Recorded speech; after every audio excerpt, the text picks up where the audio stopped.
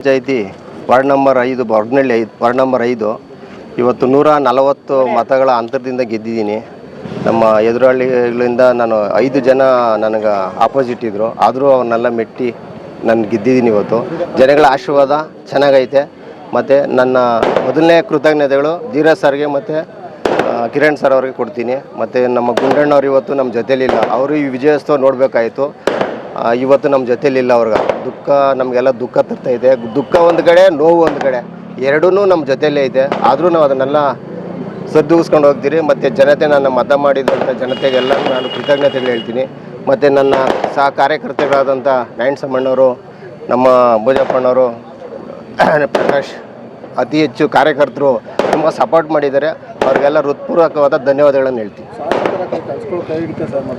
ಶಾಸಕರು ಮಾಡಿದಂಥ ಕೆಲಸಗಳು ಇವತ್ತು ಕೈ ಹಿಡಿದವ್ರೆ. ಮತ್ತು ನನಗೆ ಹಗಲು ರಾತ್ರಿ ಕಾರ್ಯಕರ್ತರ ಥರ ಅವರಿಬ್ಬರು ನಮಗೆ ಕೆಲಸ ಮಾಡವ್ರೆ. ಅದನ್ನು ನಾವು ಯಾವತ್ತೂ ಮರೆಯೋಕ್ಕಾಗಲ್ಲ.